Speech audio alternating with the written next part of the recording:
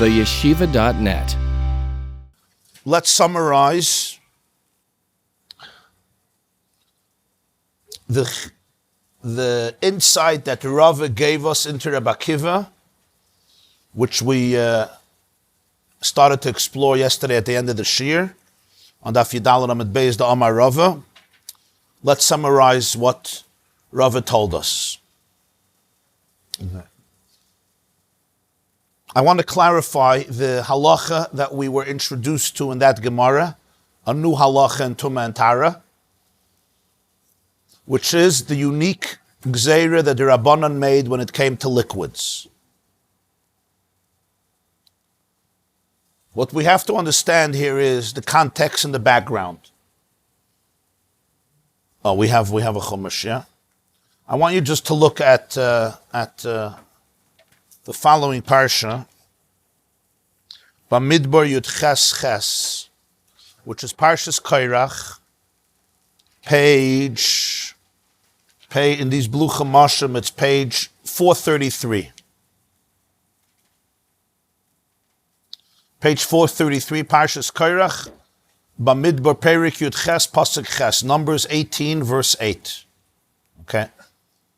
Page 433 in these blue chamashim, almost on the bottom of the page. Pasuk Ches, right? Perik Yud Ches, Pasuk Ches. Vayidaber Adonai el Aaron, va'ani hinei nasati lecha es mishmeres trumoisoi, lechol kotshei b'nei Yisrael, lecha nesatim lemoshcha ulevanecha lechak olam. What does this mean? Hashem speaks to Aaron, and he says, I have given you something. What have I given you? Mishmeres trumoisoi. What's mishmeres trumoisoi? Mishmeres comes from the word shmira, like shamar, right? Lishmar, tishmeru. To guard, to preserve, to protect, to uphitten, to take care of. Right? So mishmeres trumoisoi means I have given you not just truma, I have given you also a job to protect truma. I want you to guard truma. This is a critical pasuk. Guard from what? Guard from what? From mice? Guard from what? Truma from what? What am I supposed to guard it from? From an earthquake? From a tsunami? From a thunderstorm? From a flood? I mean, all food you should guard from those things. There's obviously a special mitzvah, mishmeres trumoisa. And we understand, the Chazal understand, guard it from one thing, from becoming tameh.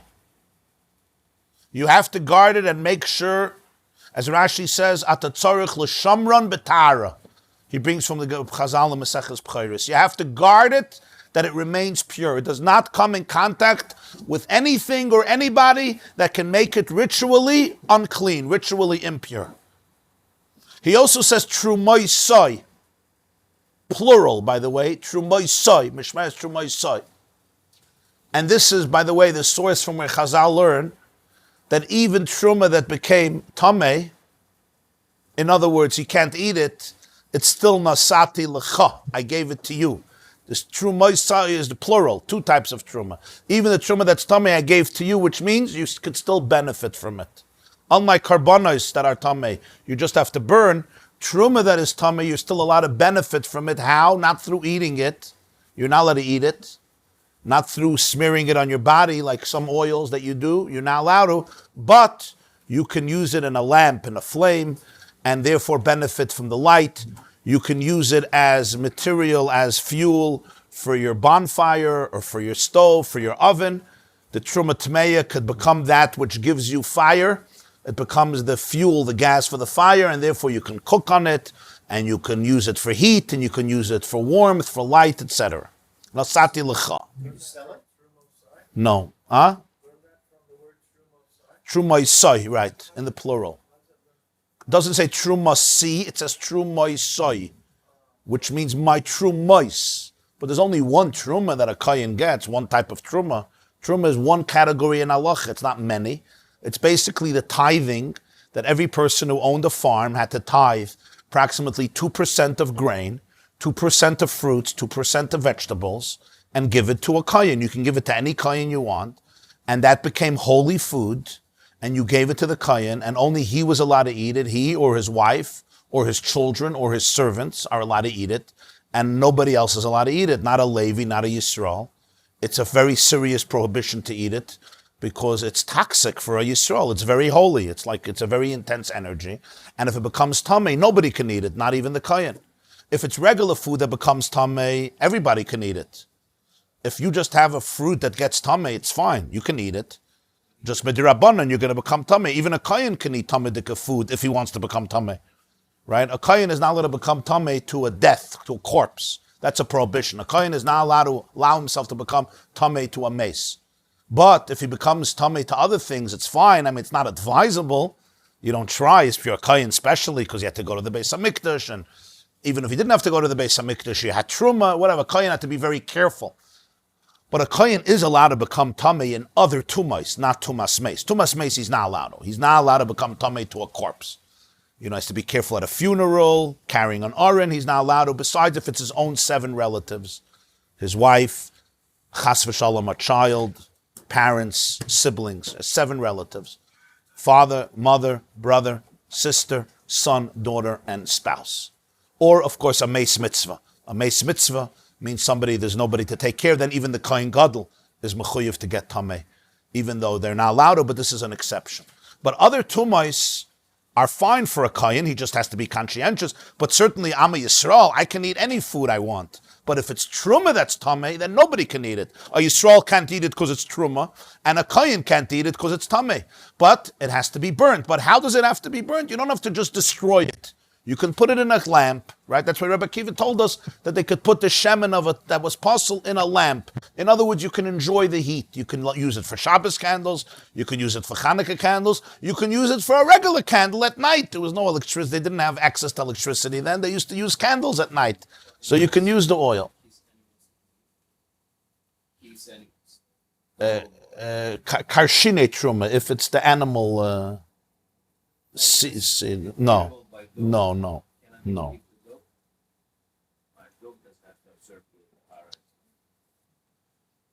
But it's holy food that the Kohen is supposed to eat. He has to guard it, and there's a mitzvah for him or his people to eat. No, not from this Rashi. Yeah. I'm just adding a detail. Yeah. If it's tummy, you could still benefit from it. For his animals.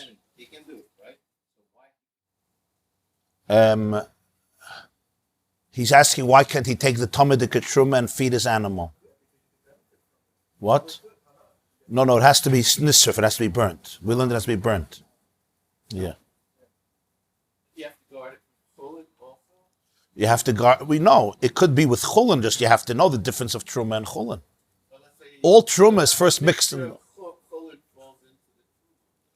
Oh, if chulin falls into truma, yeah. So if chulin falls into truma, truma falls into chulin, you have a big problem because everything becomes truma. Unless you have a ratio of 100, guarding it from tumah. If it mixes into chulin, so if you have a ratio, right, of 100 to 1, so then the chulin nullifies the truma, and then it's fine. But if you don't have a ratio from 100 to 1, let's say you have an apple of truma, and it falls into 99 apples, right? Only a kohen is allowed to eat those apples, because it's all considered truma. So you're going to have to sell it to a kohen, and you're going to make less money, because the demand for truma is the market price for truma is much lower, because you only have a very limited amount of clientele. Right? Kohanim know that. So they're not going to pay for truma that which they pay for a regular apple. You're right. But if I had one apple of truma falling into 50 apples of chulin, why should I lose money on 49 apples? One of them I have to give for free. Right. But the 49 I still want to sell. But who am I going to sell it to? I can't sell it to another Yisrael. What is he going to do with it? I have to sell it to a kohen. And the kohen will happily buy it. You know, he'll have more apples in his house. Kohanim also need food. They don't always have enough truma food. But the price is going to be a cheaper price. In other words, you basically, you lose money. That's why you want to be careful. Truma shouldn't get mixed with chulin. Right. Yeah. Okay. So this is the halacha of truma. We have to protect it. We have to guard it. It has to remain tahir. to the best of our ability. If it became tamei, it became tamei. But as long as it's not tamei, there's a mitzvah mishmeres trumaisai v'anihin in asati l'cha, not just your truma, but the mitzvah to guard your truma. That's why to be metame truma is a prohibition. It's not just not advisable, it's a prohibition. You're not allowed to. You're transgressing this mitzvah. The Torah says you have to guard it. If I'm a kohen, right, and my hands are tamei, or I'm tamei and I touch the truma, that's a very serious issue. I just violated the mitzvah. Or I put the truma in a tamei keli, or I allow a dead sheretz to fall on the truma. I see, a mouse then, I don't chase it away. It's a problem. I have to protect my truma. It should not become tamei. Came Rabbi Akiva in our Mishnah, and what did Rabbi Akiva teach us? That's all if the truma was tahir. But if the truma was already disqualified, it was pasul. Why was the truma pasul? Rabbi Akiva said, because a tvul yom touched it. Meaning, a kohen, just to give an example, a kohen touched a dead mouse, and the kohen went to the mikveh, and the kohen came out of the mikveh, and he comes home, and his wife says, "Ooh, I made a delicious lunch for you," and he sits down, and he starts cutting the bread, and she says, "Ooh, the bread is truma." And he just went to the mikveh. He was tamei in the morning, right? So now the bread became tamei. How did it become tamei? Because he's a tvul yom. If he would have eaten the bread at night, that would be fine. That's the first Mishnah in Brachos, right? Problem is dinner was too early, lunch was too early, so now this bread is called pasul. He cannot eat it anymore because it's called a shlishi. He's like a sheni because he's a tvul yom and the bread is a shlishi. So this truma is pasul. What if it was oil, right? His wife gives him a little oil to dip.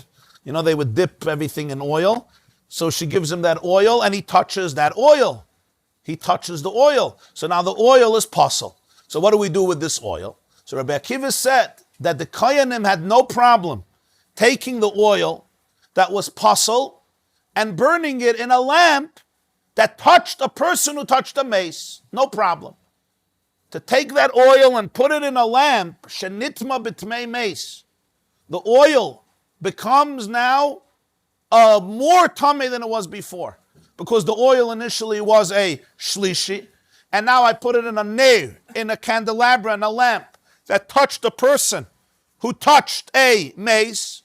So we learned yesterday the person is an avatuma, and the neir is a rishon l'tumah. So when that oil is poured into the lamp, the oil now becomes a sheni, right? Rabbi Akiva says, I have no problem. The Gemarah says, but that wouldn't be a chiddush l'gabi Reb Chanina. So Rabbi Yehuda says it's not a regular lamp of pottery, earthenware pottery. It's a metal lamp. The metal lamp that touched the person who touched the mace is an avatuma. The oil that goes into the metal lamp is a rishon l'tumah. Rabbi Akiva said it's fine. The pasuk says you have to guard the truma.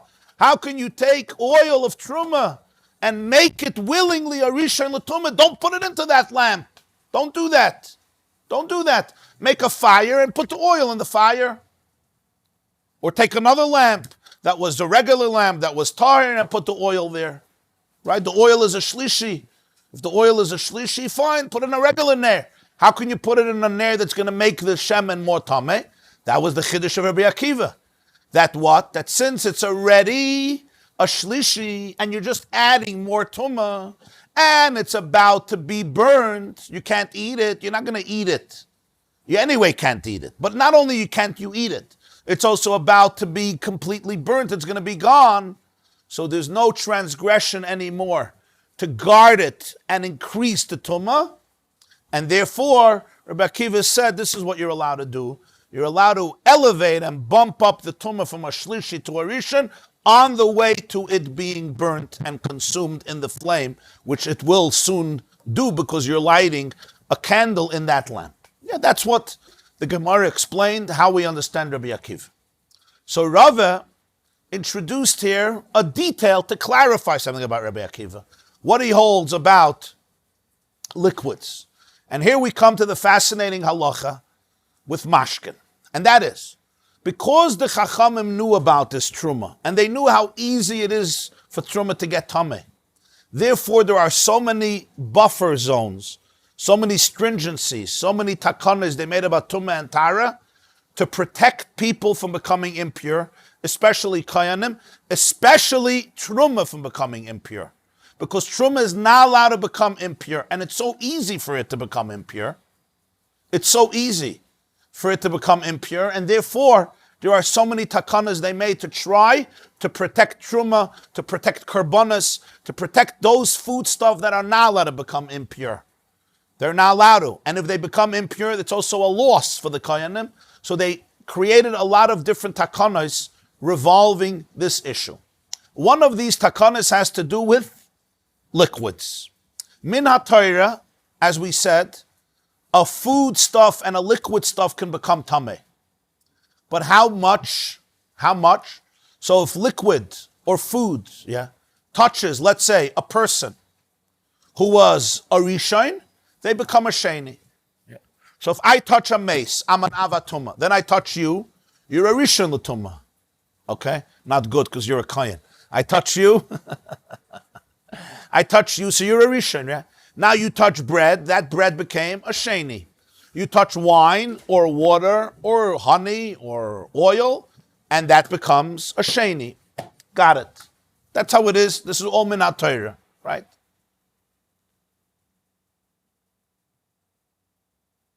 But it can't be lower than Sheni. In Chulin, it doesn't travel lower than Sheni.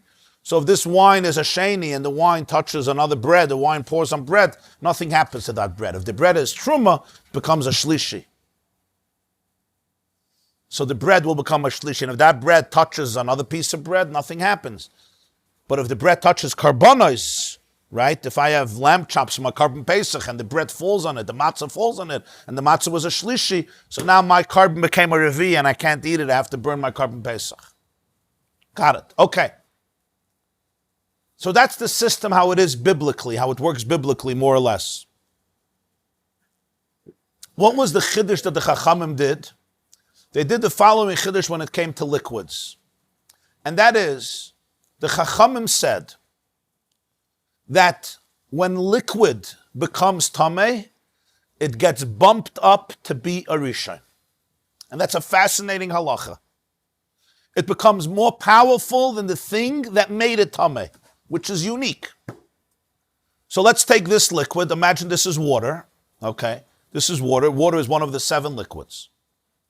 Or it could be wine, or it could be honey, whatever liquid you want to use. Blood is a liquid. We have the Sheva Mashka, the 7 liquids. In halacha, they're known as Yad, Shachat, Dam. That's how you remember it. The hand that slaughters and produces blood. Yad, Shachat, Dam. Yad is Yayin, that's wine. Yeah. Dalid is Dvash, bee honey, Dvash Dvarim. It's honey of bees, that's the second. So we have wine and honey. Then you have Yad Shachat, so you have Shin is Shemen, oil. Ches is Chalav, milk. Tes is dew, Tal, dew, milk, dew. And then you have the last letters Dam, which is blood, Dam. Dalid is Dam, blood. And Mem, which is of course Mayim, water. Those are the seven beverages. Those 7 beverages have to fall on food in order to make the food susceptible to tumah. Right? If I have an apple and the apple did not get wet after it was detached from the tree, with my consent, that apple will never become tameh. Any food, the food has to have contact with a beverage, one of these 7 liquids, in order to become tameh. This is called hechsher. That's why food stuff didn't get tameh so easily. But liquids don't need a hechsher to become tameh. You don't need to pour wine on wine to make the wine tameh, right? Because the wine is wine. Just like water doesn't have to be thrown into water to get wet. So wine doesn't have to be dipped into wine in order to be able to become tameh. Now the Rambam interestingly holds that tumah with liquid is only these 7 beverages. Meaning apple juice can't become tameh. But other poskim disagree. They say all liquids can become tameh. It's just these 7 beverages are what you need in order to allow a food to become tameh. It's an interesting machlokes because the Rambam holds that in Hilchas Tumas Eichlin, that only these 7 types of liquids can become tameh. That means orange juice can never become tameh. Pomegranate juice could never become tameh. It just can't. There's no tumah there. Only the 7 liquids can become tameh. The Ravid argues. He says, no, all beverages can become tameh. The 7 beverages are those that make food susceptible to tumah. But every liquid can become tameh. Orange juice can also become tameh, and coffee can become tameh, and everything can become tameh, and mango juice can become tameh. Today, yeah, orange juice, apple juice, berry juice, pomegranate juice, Yeah, okay. Well, the Rambam holds only the 7 beverages that are called mashkin in Torah, because they're called mashkin in Torah. Like the Torah says about Eretz Yisrael, zavas chalav udvash, right? It flows with milk and honey. Okay. Bee honey. Oh, you're right. It's not date honey. Yeah, you're right. Bee honey. It has to be dvash dvarim. It's called a mashka. Yeah. Okay. Now, so what did the Chachamim come and say? The Chachamim said that when mashkin becomes tamei, it always becomes a rishon. So what does that mean practically? That means this. You have a dead sheretz. The dead sheretz falls, right, onto a piece of bread. That piece of bread becomes a rishon. Okay. That piece of bread now touches my wine. My wine would become a sheni. That's what happened. It touched a rishon, it would become a sheni. Okay, great. Came the Chachamim and said, no, that's biblically. But rabbinically, this wine is now a rishon. Who cares? I care very much. Because if the wine would be a sheni and then it would touch your bread, it wouldn't mean anything. But if the wine is a rishon, now it touches your bread becomes a sheni. So we just perpetuated much more tumah. We just created a much greater potential for tumah. What happens now? Your bread becomes tameh because it's a sheni from my wine. My wine touched your bread. We would think my wine is a sheni, but it's not. It becomes a rishon. So if it touches your bread becomes a sheni. Now your bread touches my wine. What would be biblically? Nothing. My wine is a shlishi. If it's not truma, nothing happens. They said, no. The mashkin again becomes a rishon.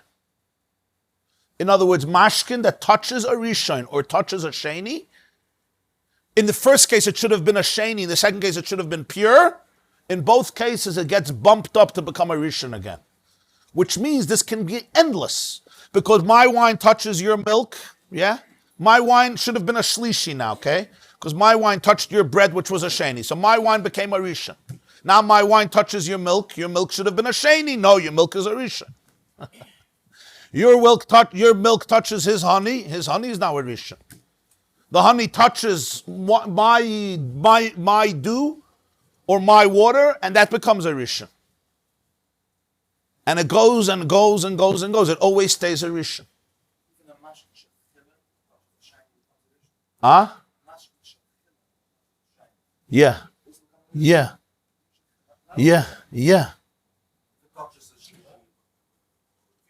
No, if it touches a shlishi, not. Unless it's truma or karbonis. Oh, a carbon, yeah. If it's a wine of karbonis and it touches a shlishi of truma, then it becomes pasul.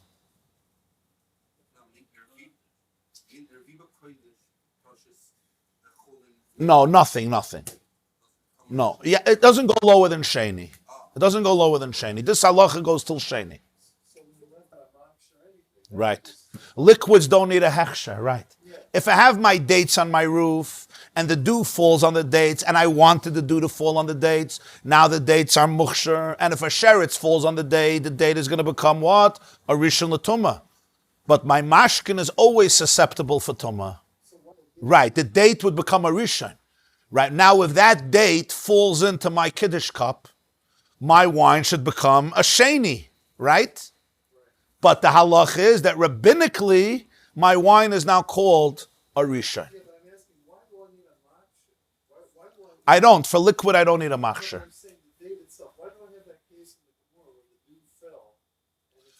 The Torah says in Parshas Shmini that no food could be makabel tumah without a machsher.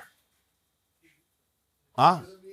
Kiyutan mayim al zera. You always need a machsher. Yes. Yeah. A machsher, yeah.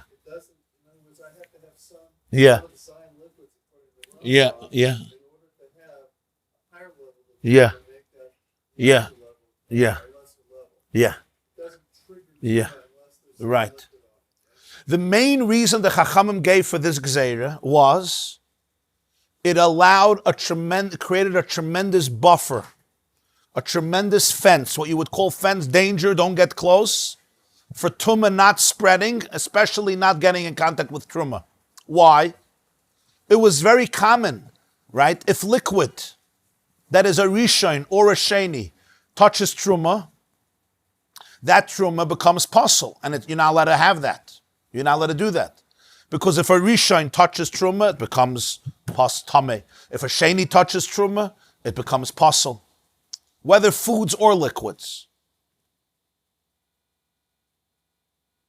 So the Chachamim came and made this special Tumah on Mashkin that was so intense and so powerful. And what did that do? It made the Kohanim and people Bichlal be extremely careful with Mashkin coming in contact with any Tumah. Why with Mashkin more than Eichel? Why didn't they do this with Eichel? The answer is because Eichel food needs Hechsher to be Makabel Tumah. So there has to be a willing process. But Mashkin can become Tameh so fast. So that's why they were much more sensitive with Mashkin. So let's just give a very practical example. A Kohen at night was with his wife. Okay? He's called a Balkari because he emitted seed.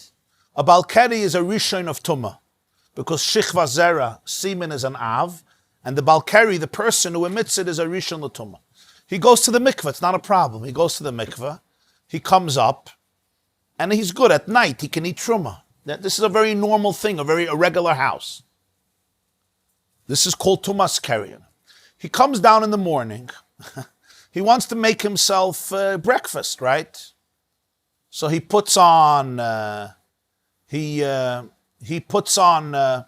so him touching a keli is not a problem because a keli can't be a sheni. A keli, we learned, can only be a rishon. Right? A keli and a person can only become tummy from an avatuma. But foods and drinks can easily become a sheni. So if a kohen now wants to make an egg for himself, it's not a problem because as long as the egg doesn't become susceptible to tumah, it's not going to become tameh.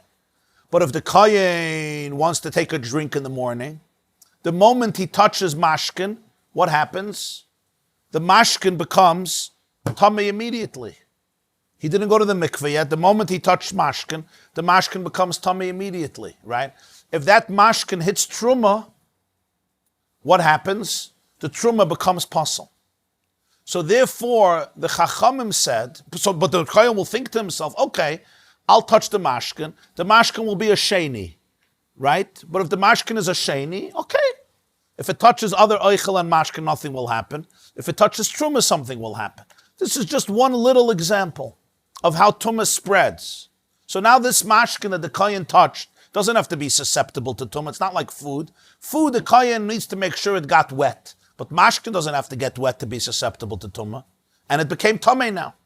So therefore they made this general decree that all mashkin that gets tameh becomes right away a rishon l'tumah. And that way it will be such a powerful tumah that will make everybody aware and think twice before mashkin comes into contact with any level of tumah.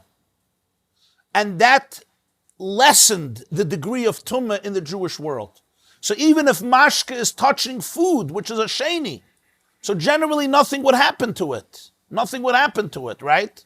So therefore that mashkin could touch the food. What's the big deal? It touches the food. But if you allow the mashkin to touch that food, that's a rishon, that's a sheni, yeah? Tomorrow the mashkin can also touch food, that's a rishon, and that could be metamet truma. So therefore they made that all mashkin has a status of rishon, and therefore you'll be much more careful with mashkin. Oichel, they didn't make this takana, only with mashkin. So mashkin will always become a tchila. This is a fascinating halacha that only deals with liquids. All liquids, you will not have rabbinically a liquid that's a sheni. Because if it's a sheni, it becomes a rishon. If it's a shlishi, it becomes a rishon. One more takana they made with mashkin is a unique takana that it could be metame kalim. Okay, usually kalim cannot be shenis. A person and a keli can only be a rishon. We said person and a keli can only become tummy from an avatuma. The chiddush by mashkin is that they could be metame kelim. In other words, the keli that touches mashkin, which is always a rishon, will always become a sheni. Who cares? If you put truma into that keli, that truma is now not good. Before the takana of the Rabbanon, it's fine, because a keli can't be a sheni. So if a keli touches food that's tamei, nothing happens, right? If I have bread that's tamei, it touched a sheretz, and I put that bread in my pot, it's good, because the pot can't be a sheni. A pot can only get tamei from an avatuma, right? But the chiddush is that if I put mashkin that was tamei, either the mashkin was a rishon or the mashkin was a sheni, whatever the mashkin was, I put the mashkin into the pot is now considered a sheni. And if I put truma into that pot, I can't eat that truma. Why did they do this? They did this because there was one type of liquid that is an avatuma. Usually liquid is never an avatuma. Liquid doesn't generate tuma, and that is what's called mashka hazav or zava. The two people, a man or a woman who suffered from an illness called zav, their spit, their saliva, right, or their urine, the liquid that comes from their body is called an avatuma. So if the saliva of the spit of the zav would go into a keli, the keli would be a rishon l'tuma, and if truma would fall into that, it would become tamei, right, because it fell into a keli. So there is a liquid that could be metame kelim. So therefore the Chachamim said all liquid that is tamei is metame kelim, even if it's not an avatuma, even if it's a rishon, and even if it's a sheni, it's always metame kelim. Mashkin will always be metame kelim if it's tamei. Okay, very interesting halacha. Not oichlin, because oichlin could never be an avatuma, but mashke could be an avatuma, and because it could be an avatuma, and you could get confused, they wanted to again protect the truma. They wanted truma should never become tamei ever. So that way they made all of these things, because you're not going to put any mashke into a keli. You're a zav, you'll say, what's the big deal? I'm pouring water.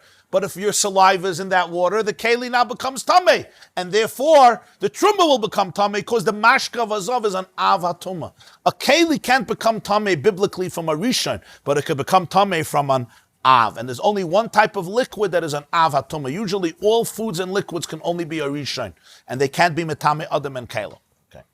Now we have to understand that there were many shenis that the Chachamim made on a person. For example, a person who eats tamadika food or tamadika drinks is called a sheni.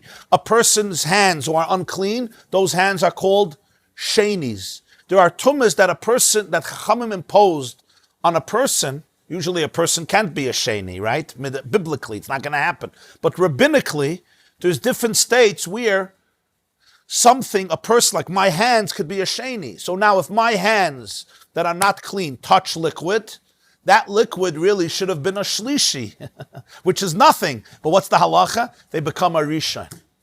Those liquids become a rishon. Because halachically I touch those liquids, nothing should be, right? It's fine. Nothing should happen. Yeah. But if my hands would touch truma, the truma would become a shlishi because my hands are a sheni. So that in any case, that's why the way the Gemarah phrases this halacha, the way this Gemarah is phrased is these words: Kol hapoisel es hatruma, metame mashkin liyas tchila. Anything that can disqualify truma will make mashkin a rishon. And what can disqualify truma? Even a sheni. Anything that can disqualify truma, if it comes in contact with mashkin, the mashkin becomes a rishon. Anything. Anything that disqualifies truma, which means oichel, that's a sheni. If it touches mashkin, it becomes a rishon. Mashke, that's a sheni. If it touches truma, it'll make it possible. If it touches mashkin, it becomes a rishon. Any tumah that's a sheni, biblically or rabbinically, if it touches mashkin, the mashkin becomes a rishon. Why do they say tchila, not rishon? To distinguish it from a biblical rishon. The biblical rishon is called a rishon. A rabbinic rishon is called tchila. Tchila means the beginning. Instead of using the word rishon, they use the word tchila. Tchila means that it's not biblical, it's rabbinic. It's only rabbinic. That the mashkin becomes a tchila. Right. So tchila, instead of rishon, they didn't want to use the word rishon, they used the word tchila. So this is how it works with mashkin. Okay. What's the punishment for getting the truma? Nothing. A mitzvah sasei to guard it. So mitzvah sasei to guard the truma. Well, if the Kohen goes to the mikveh, then he's fine. If the Kohen goes to the mikveh, Have to wait till the end of the day. no. If he wants to touch truma, the Balkari has to wait till the end of the day. But if he just wants to eat regular food, the Kohen doesn't have to wait. He can go to the mikveh and he's tahor, which is what the Kohen had to do. Huh? By the end of the day. For truma, he has to wait till the end of the day. But for regular food, the Kohen could wake up in the morning, jump in the mikveh, even though it wasn't as convenient as today. Huh? If without jumping in the mikveh, he can eat regular food, because if it's not susceptible to tumah. But if he touches a drink, the drink is going to become tameh, which is fine, but he just has to know now he has a tameh drink. Because if that touches truma, right? If you have a tameh drink in your kitchen and it touches truma, you're done. And your kid is going to come. Remember, tumah happens even by mistake. So your 4-year-old is going to come, right? And he's going to pour out the drink and the truma is all there and it's all done. So this was a very careful thing. When you know that the mashkin will become a rishon, will always be a rishon, they were just extremely sensitive to mashkin being tameh. And if it was tameh, you knew that it has to be quarantined, because it would not go down a level. Usually you could get a little lenient, because you'll say, okay, this mashkin is a sheni, the next mashkin that it touches is a shlishi. What's the big deal, right? You leave it around, what's the big deal? The next mashkin is a shlishi. No, the next mashkin is going to become a rishon. So you're going to make sure it doesn't have contact with the sheni. Yeah, direct contact. Tumah is direct contact. Why is it called chok? Okay, so you know everything about it. What's called chayk? This fossil. Well, chok oila means an eternal statue. Well, chok oila means an eternal statue. So what happened was the Kohanim always made sure that liquids will never become tameh because of this new chumrah. That even if liquids touch a sheni, they're going to become a rishon. If they touch a rishon, they'll for sure become a rishon. Even if they touch a sheni, they're going to become a rishon. They will always become rishons. And once they're rishons, it doesn't stop. Again, because it could be metame food. If it would become a sheni, it wouldn't be so bad. It wouldn't travel. But once it's a rishon, it's going to travel and travel and travel. It's never going to end, right? If it would be a sheni, so then if it touches bread, nothing happens. If it touches other liquids, nothing happens unless it's truma. But once it becomes a rishon, its tumah never ends. It touches bread, the bread becomes tameh. The bread touches truma, now the truma is puzzle, right? It doesn't end. So what does this do? It's like you're getting yourself into a major headache. If this mashkin becomes tameh, you're creating a monster, so to speak, right? So what this did was, it created a tremendous fence for tumah and tara, and because it's so easy for mashkin to become tameh, because you don't need consent, it doesn't have to get wet.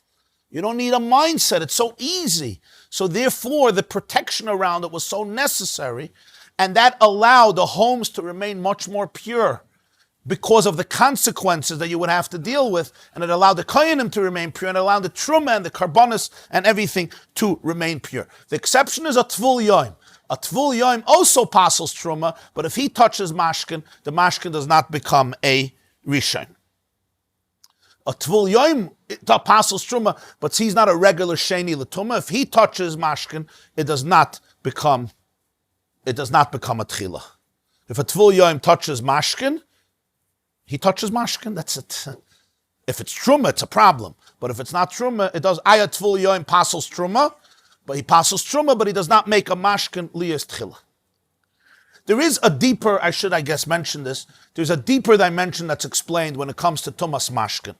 And that is that the purpose, what does liquid do? What's the difference between food and liquid? So the Gemarah says that if you eat and you don't drink, achilasoi dam, that the liquid, it basically takes all the minerals and the nutrients and it dissolves it. When you drink, it dissolves the food and it allows it to spread throughout the entire body. So the liquid allows food, you drink water or other liquids, allows the food to dissolve and to pass the nutrients of the food throughout the entire body. Generally also the Gemarah says, Mayim yordim emakim gavaya lemakim ramuch. Food remains, it's a solid, it remains in one place. Liquids will constantly extend, they'll always look for the lowest place possible. right? You put them here, they're going to spread. They always want to spread. They don't remain in one space. That's the definition of a liquid versus a solid because of the molecular atomic structure of it. It always looks to spread out as much as possible until it can't go anymore, either because it's depleted or because there's a dam, there's a wall. But if there's any possibility to go further down, the Gemarah says, Yardim imakam gavaya lamakam namach. We'll always go to the lowest possible space. So one thing is we see that it spreads the food in the body. Naturally, it spreads everywhere. And the third thing is liquid is an adhesion. It connects things, right? When things are wet, they can connect it. It connects different things. So this is a fascinating idea. Liquid represents the concept of taking something and spreading it and bringing it to new places. Whether it's bringing the minerals of the food into the entire body, whether it's liquid, always looking for the furthest place and reaching it, not remaining in its own place, or it is connecting things, it's an adhesion, things that are separate and not supposed to be connected, it connects. All these represent a quality of tremendous holiness. Because as Chazal say, that the lowest type of creature is the one who's machnes ve'enei moitzi. He takes in, but he doesn't give out. He takes in, he doesn't give out. The difference between Kedusha and the lack of Kedusha is, Kedusha gives, and Klippa always takes. Because in holiness, you recognize the unity of creation, and therefore you want to give, you want to share. Also in Kedusha, you're confident. So when you're confident, you could share. But a parasite or a narcissist, he only takes and takes and takes. I don't give out. So Mayim, the Gemara says, Ein Mayim ala Torah. Mayim is compared to Torah because basically what Mayim represents is the quality of connecting things. You connect with others. Somebody who has what's called lachluchias. Lachluchias means moisture. You have moisture, you could connect. Connect physically, moist connects things, and also emotionally. When it's wet, there's a moistureness, right? There's a feichkeit to it. Lachluchias, things connect. They could stick. When it's not wet, it doesn't stick.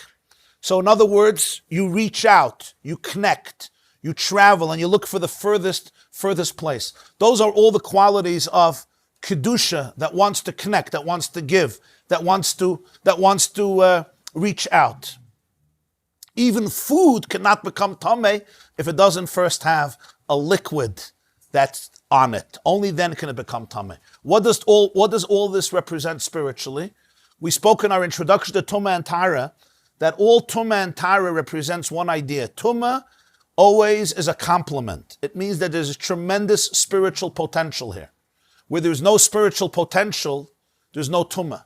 The whole idea of Tumah is that the Klippa is looking for energy that's very intense in order to get nurture from it. Somewhere where there's a tremendous amount of energy, that's where you always have the greatest Tumah.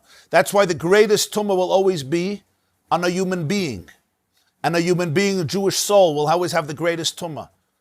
The worst Tumah will be a mace. Why? Because you had a neshama that was a chelek elikami mal that was living there, and the neshama departed. So there was a tremendous void, and the void is always commensurate with the potential. If you weren't in a great space, so then the void is not such a deep void. But when you're in such a lofty space, so the void, the absence, the lack is a very, very powerful lack. So therefore the Tumah potential is increased there in a much more powerful way. So wherever there's a lot of Tumah, it's because there's a lot of potential for Kedusha there. Like the Gemarah says, Kol hagadol mechaveri yitzra yoser gadol, right? When you're greater, you're also more attracted to Tumah because it's a much deeper sensitivity. It's a much deeper sensitivity. So therefore, generally speaking, spiritually speaking, food, only human food becomes tameh. Animal fodder can't become tameh. Why? Because if it's food that animals eat, there's no tumah there. Never. It doesn't become tameh. The only food that can become tameh is meichel adam, food that belongs to a human being. The only thing that becomes tameh is liquids that a person can drink. The only thing that becomes tameh is a human being can become tameh, or things that are connected to a human being. Not stams, things that just don't become tameh. Oichel has to be oichel adam. But it's not enough that it should be human food. The human food has to be also something that's saturated with liquid, with a mashka. And mashka has within it a much higher tumah than oichel will ever have. Much greater degrees of tumah than oichel will ever have. Why?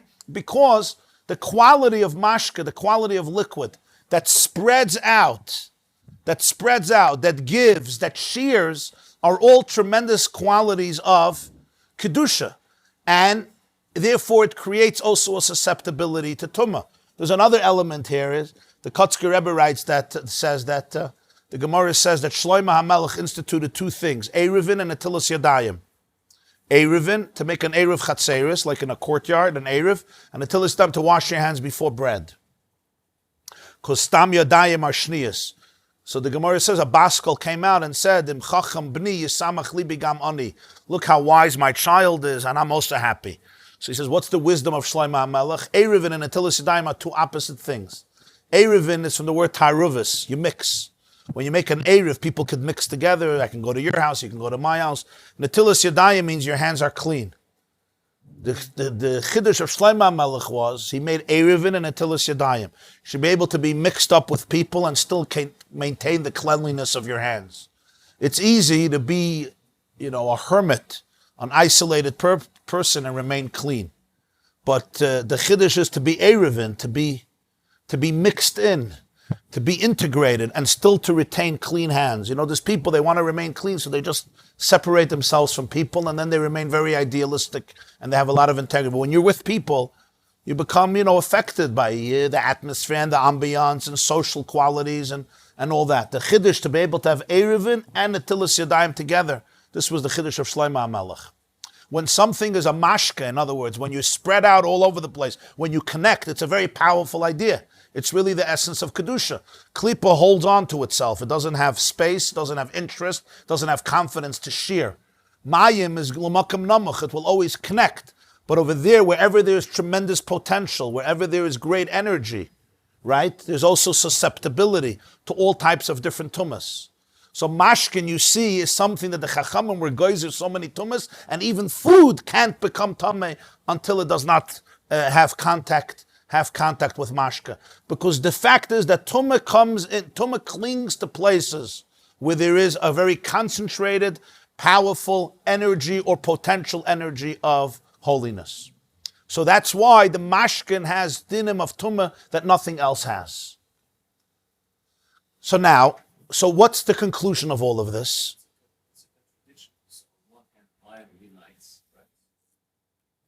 Mayim connects. That's the Chiddush.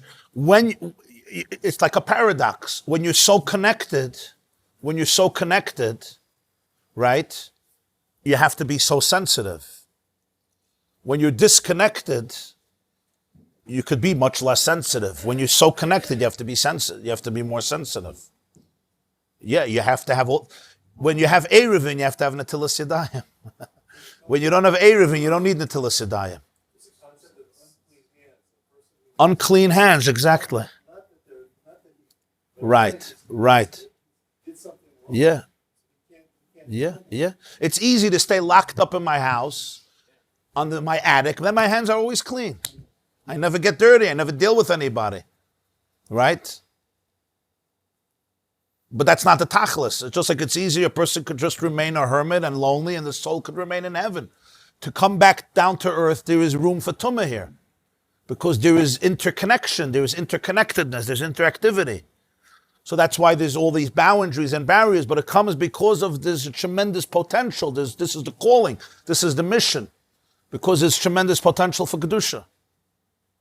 It says even in Chassidus, it says that Oichel Adam, food of Adam, represents food that's used for Adam Elyon. Adam is Adam Elyon. You're compared to Hashem. So it's food that's used. All the food that a person uses, it's used for ruchniya. So that food can become tameh. Stam behemoth food doesn't become tameh. Oichel Adam can become tameh. But it's still not enough. The food has to be able to get wet. In other words, you're a type of Adam, you're Avodas Hashem, you spread, you connect it, you bring it to other people. Like water, you look for the furthest place and you'll bring it there. Your Avodas Hashem is one that connects. That's what creates the Tumah and Oichel. So you need those boundaries. Lenny, you understand? Go spread the message. Go be water now. But don't get tameh. Is Tumah-Maasei of a guy the same as Tumah-Maasei of the year? Mostly, but not oil. Not oil. Okay, so let's conclude now. So what now, after this introduction, we can understand very well what Rabbi said about Rabbi Akiva. Rabbi Akiva said that the oil of a Tvul Yom could be placed in the menorah and become tameh, right? Because it's getting burnt.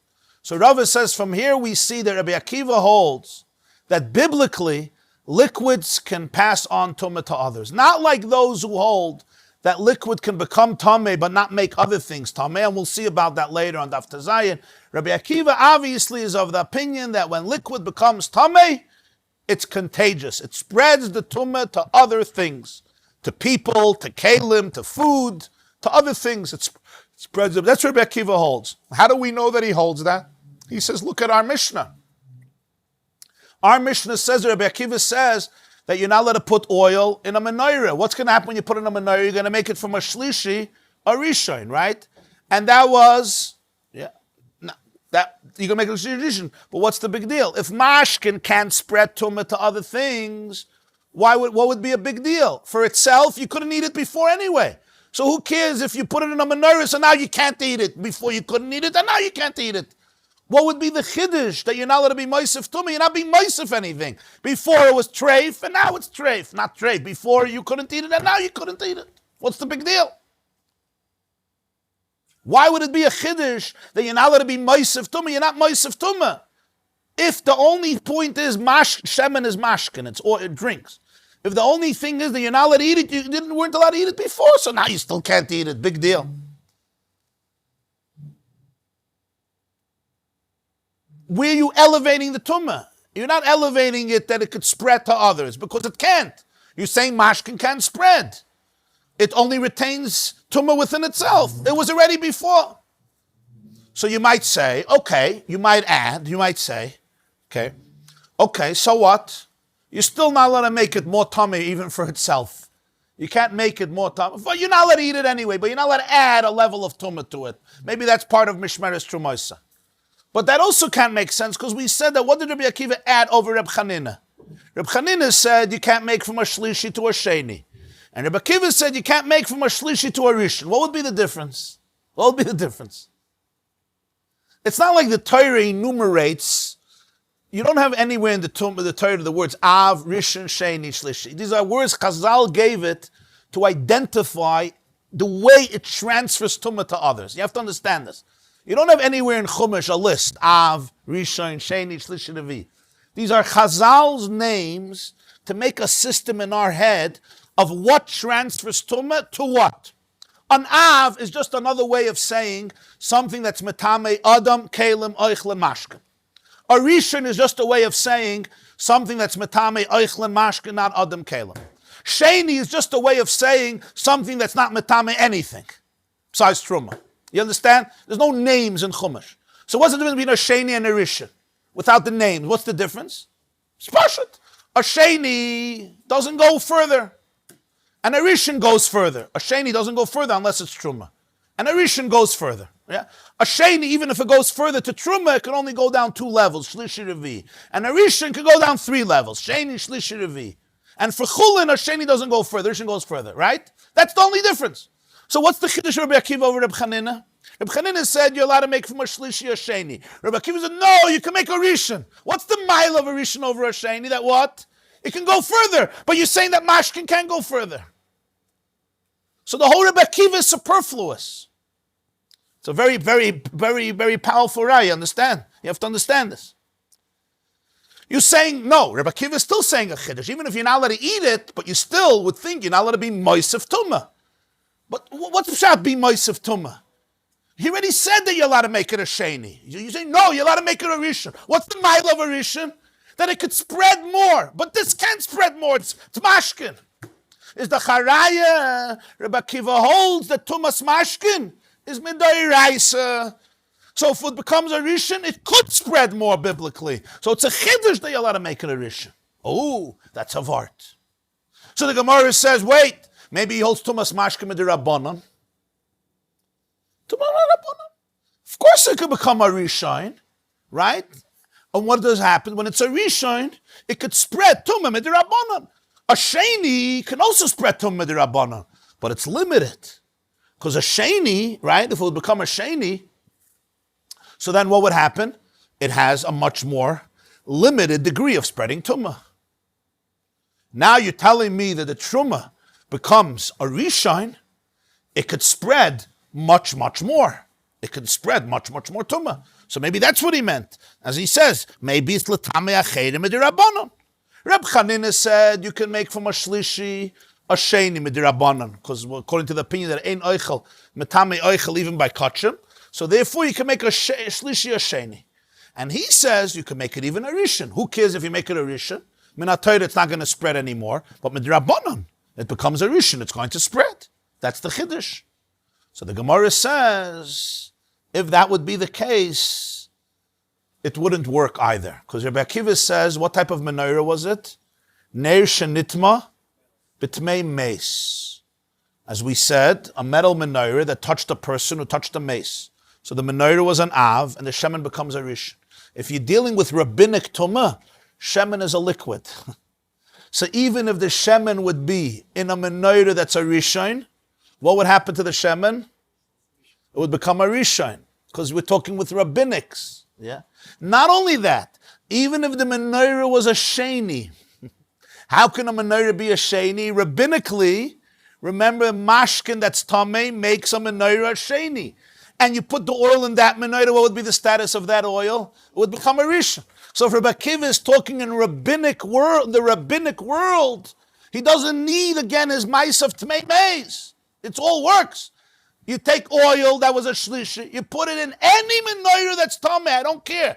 An av, a rishon, a sheni, what happens to the oil? It becomes a rishon. And if it becomes a rishon, it's metame, midirabanan. If it touches food, the food becomes a sheni. If it touches liquid, the liquid becomes a rishon. If it touches a keli, the keli becomes a sheni. Well, all the halachas. If you're talking midirabanan, Rabbi Akiva said, what type of menorah was it? Tmei meis. Why?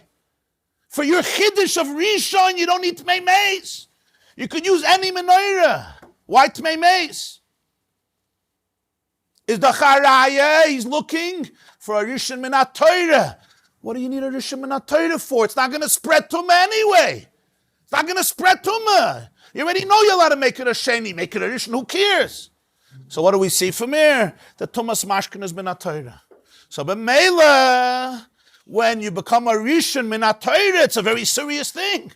Because now minat Torah, you could make a sheni, you can make a shlishi, you can make a revi, you go down 3 levels. Not only that, your tumah travels more. If you're a sheni, it stops. If it's a rishon, it doesn't stop.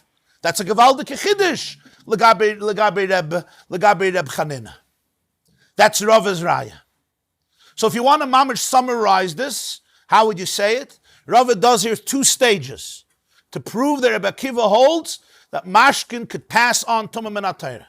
Stage number 1 is the fact that Rabbi Akiva is giving us a novelty that you're allowed to put oil in a Talmudic menorah. What's his novelty? That something happens. The tumah adds. But if you can't eat it before and you can't eat it now, where's there an addition to tumah? It's not traveling. So you'll say, wait, Rabbi Akiva is telling me you're still not allowed to increase the tumah.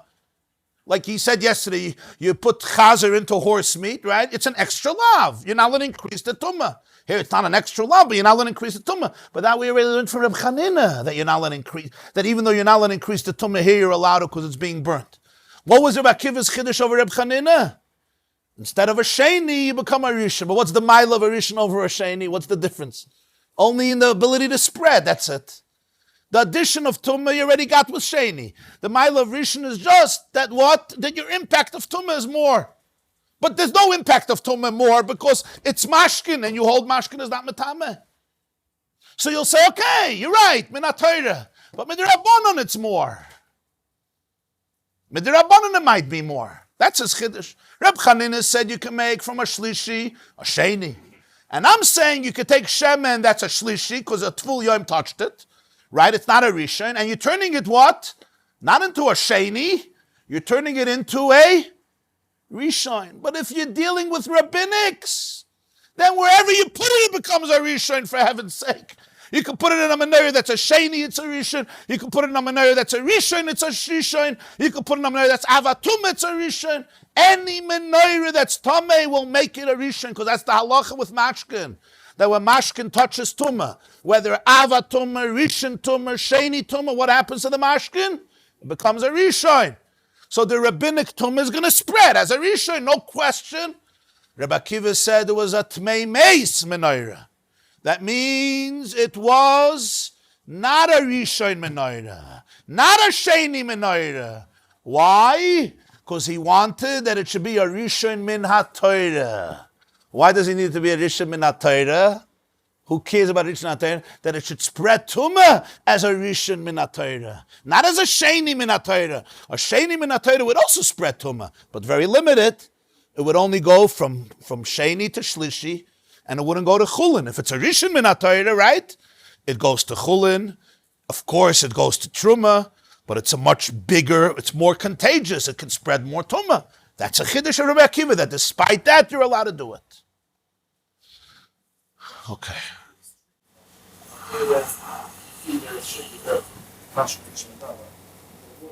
Well, mashkin could become tameh. That everybody holds mashkin. Right. It's always matama. It's always a rishon, so it's always matama. Tumah always spreads.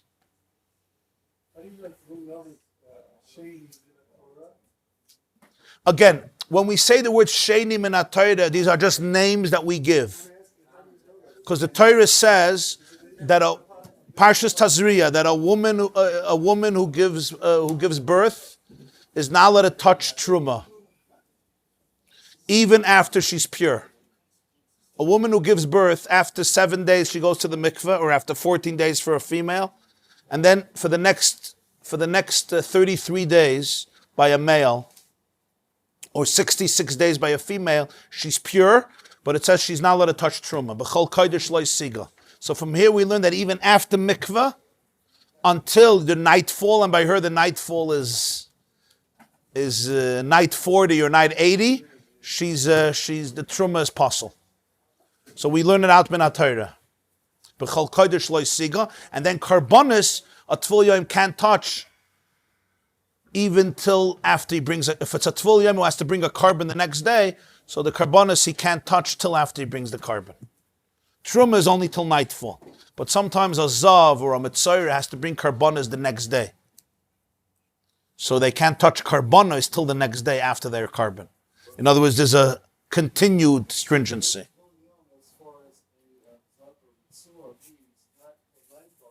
Yeah. So for a zav, zava, mitzayra, yeledes, right when they bring a carbon.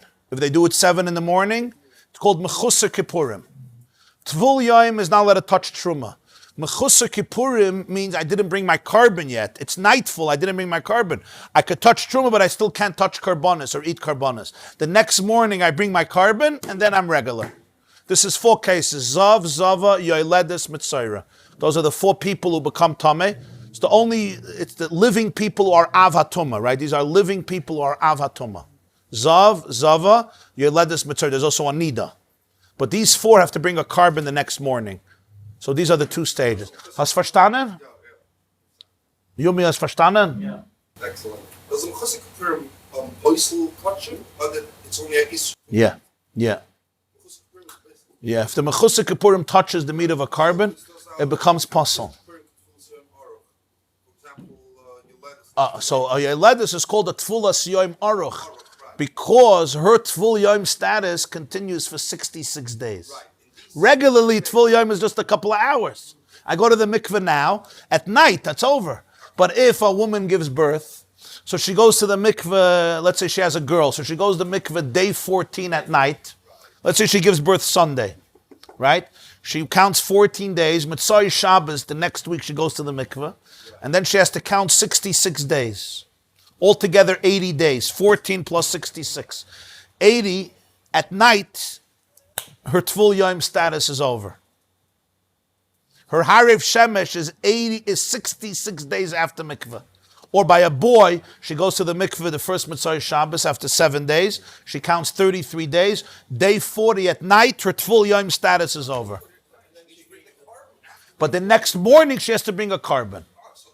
So till she brings a carbon, she can't touch karbonis, but she can eat truma at night. If she's a kohen, If she's a wife of a kohen or a bas kohen, right? I mean, she had a baby already, but she can eat truma that night. After sundown of night 80, the night after 80. Till the next morning. She can bring the carbon the next day, 6 o'clock in the morning, and she's good. Oh, your lettuce, yeah. Yeah. When she toivel, she becomes full yam. She could be with her husband. She could be with her husband. She's mechusa kippurim. A male, if she has a baby boy, she's tummy for 7 days, goes to the mikveh, and then counts 33 days. Those are called Yemei Tahara, the days of purity. And if she has a female, she goes to the mikveh after day 14 and counts 66 days, and those are called the days of purity. And if she sees blood during the 66 days or 33 days, she's not impure. Today, we don't practice this. We don't send a woman to the mikveh. A woman after gives birth, she doesn't go to the mikveh 7 days later. We wait a few weeks or a few months until she's healed and this bleeding stops. Because today it's very hard to differentiate between what's called blood of purity and blood of nida. We just, that's why today even, classic biblically, a nida, right, didn't have to count 7 pure days. She could bleed, and after 7 days she goes to the mikveh and she's good. Today, after she stops bleeding, she counts 7 days. That's really a halacha of ziva, not of nida.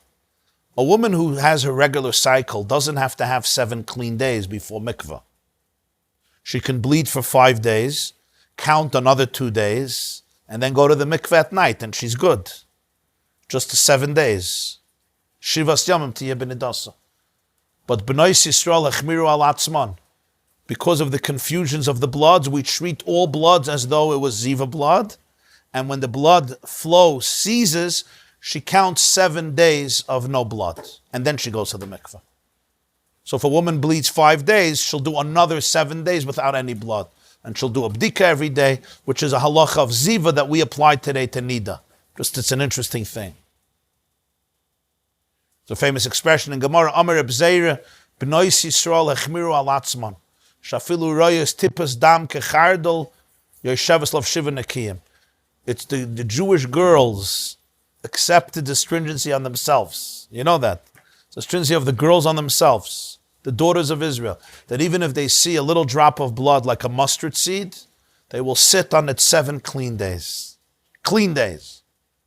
Because neither you don't have to wait until there's no blood. You have to wait till the blood stops, but you don't have to count 7 clean days.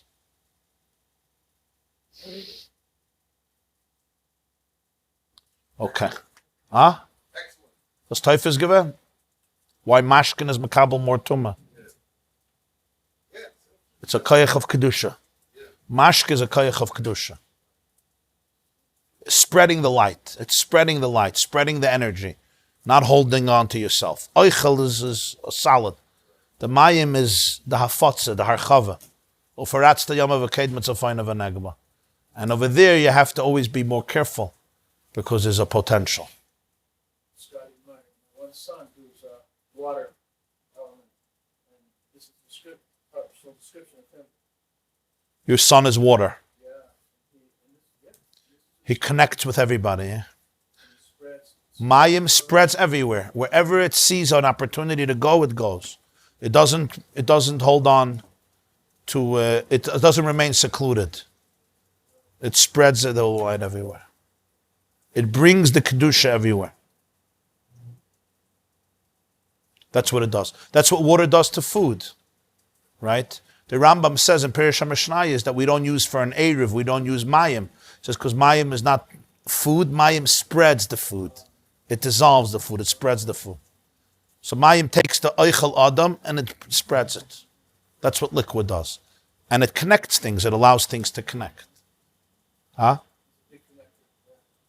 And it's yored l'makam namach. It will always go to the lowest place. And that's the quality of Kedusha. Kedusha is klipas machnas veinei moitzi. I take in and I don't give out.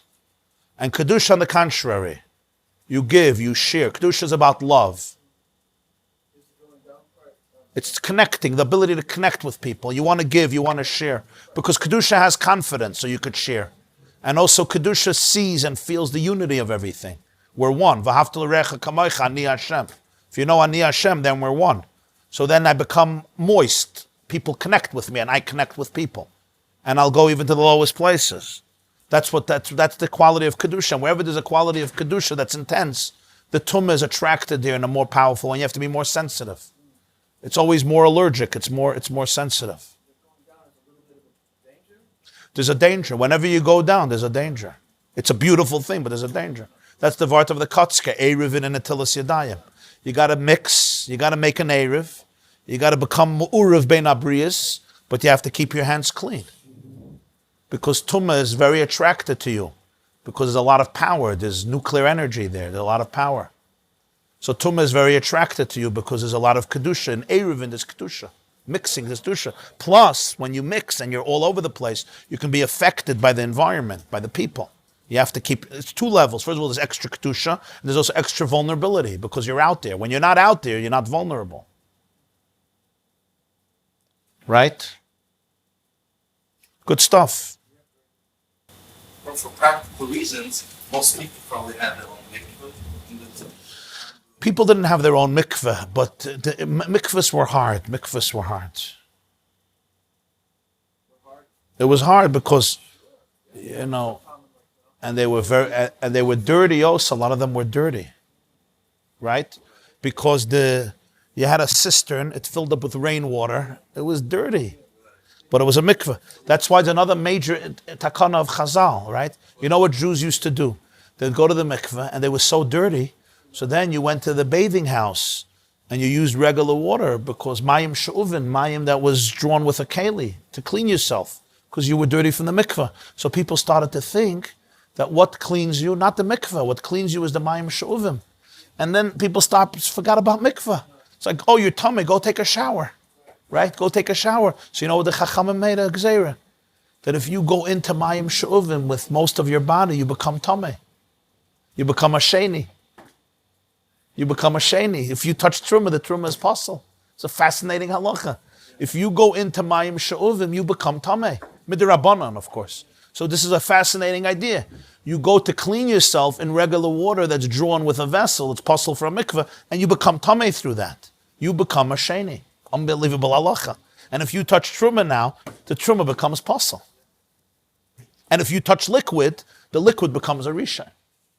So Masada, these days, if you take a shower after mikveh, it's not really, it doesn't really mean anything because we're not really doing shower now. It's more, it's a different type of... Right.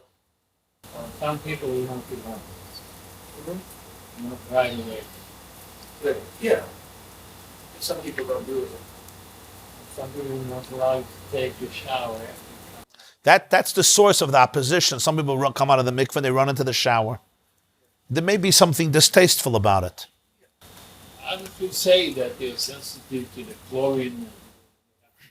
The chlorine for the health reasons, yeah. Okay, it's a discussion, yeah. And also our mikveh today is different, right? It's usually not for... we have Balkari, we have Tumah's Balkari, you go to the mikveh, it's called Tfilas Ezra.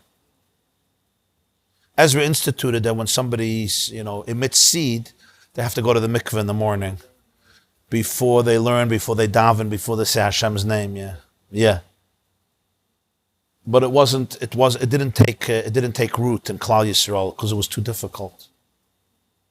People didn't have mikvahs so accessible.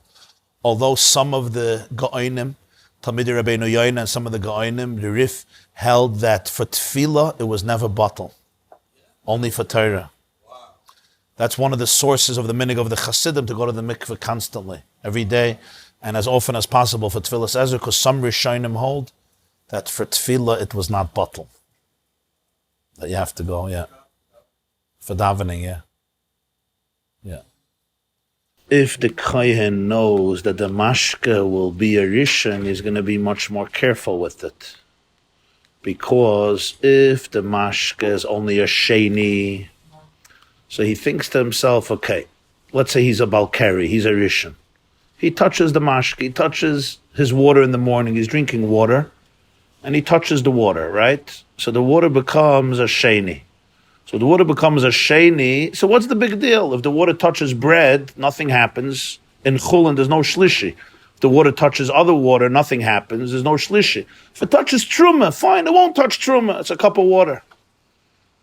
So he may not be careful. So what's going to happen? The water will become a sheni, or the wine will become a sheni, or the milk will become a sheni, and he'll touch truma by mistake, right? His son will take the milk and pour it into the cereal, and the cereal is truma, and everything is gone. They now ate truma tmeya.